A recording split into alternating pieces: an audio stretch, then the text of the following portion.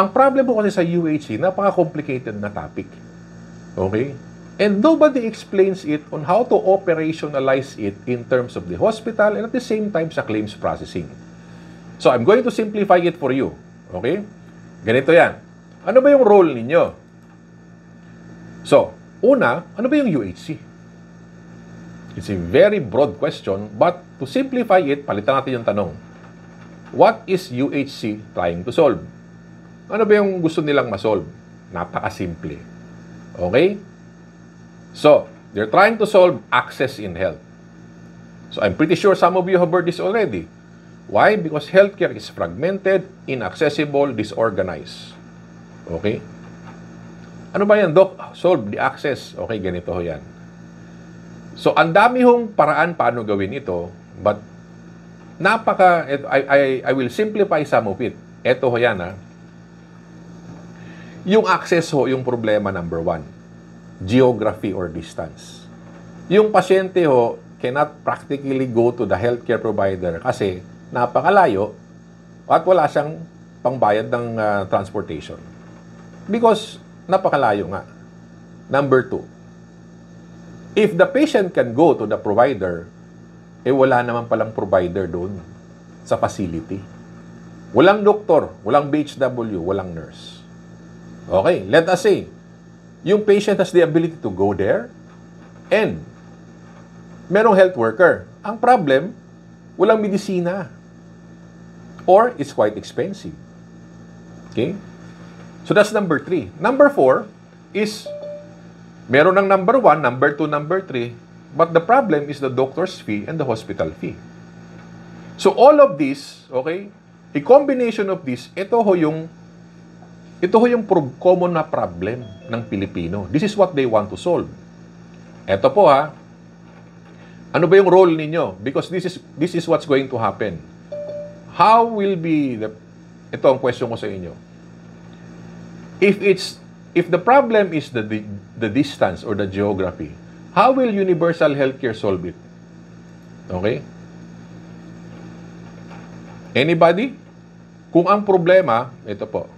Kung ang problema ng pasyente ay napakalayo po ng healthcare facility, okay, how will UHC solve it?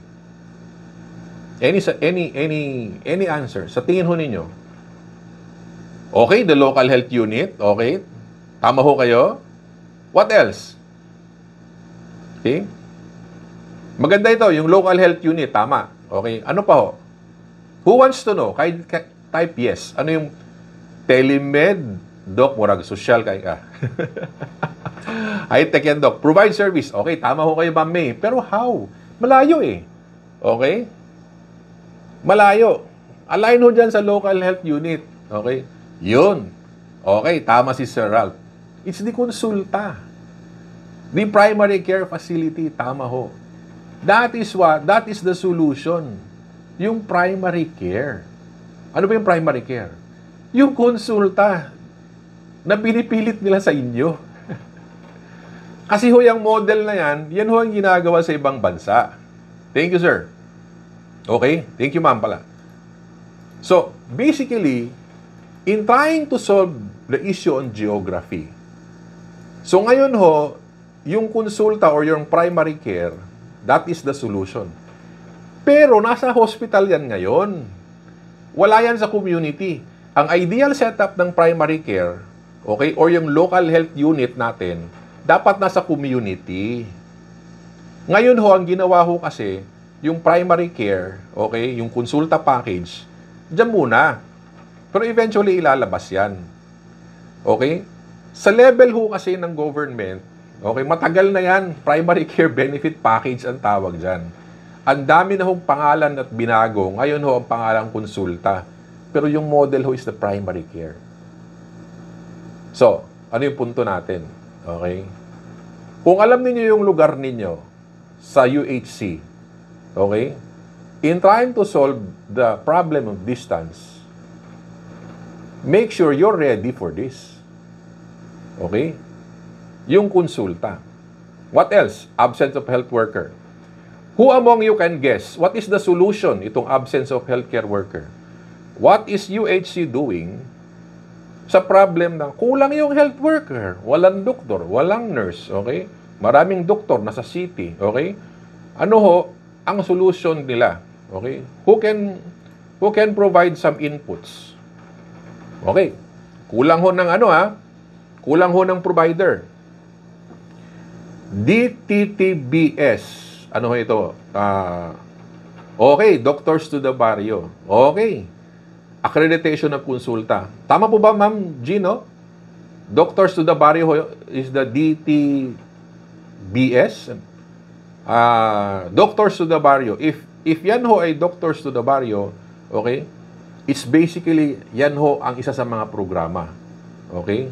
Accredited healthcare workers like midwives. Oh, ayun, si Doktora Almora. Okay. Scholarship.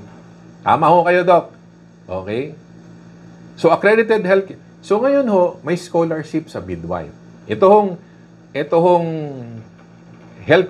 accredited healthcare workers, may midwives, may mga scholarship ho. May mga nurses na scholar. Okay? Meron hong doktor. So, etong doktor, bigyan nyo ng 5 taon o 6 na taon, yung doktor ho magiging 5 piso. Sobrang dami ho nagbibigay ng scholarship sa medicine. The intention is they need to flood the country with healthcare workers. Okay? So, yan, stay open College of Medicine, di ba? Ang dami hong College of Medicine ngayon, left and right, tama ho kayo. Employment and hiring of BHW. Okay, tama ho din yun. So, ang point ko ho dito, they're going to flood it with healthcare workers, especially the doctors. If you recall, there was the exodus of nurses coming from the hospital. They went all to the community. Nagkaroon ng exodus probably 3 or 4 years ago. That's part of it. So, ang point ko is that itong absence of healthcare worker is may solusyon.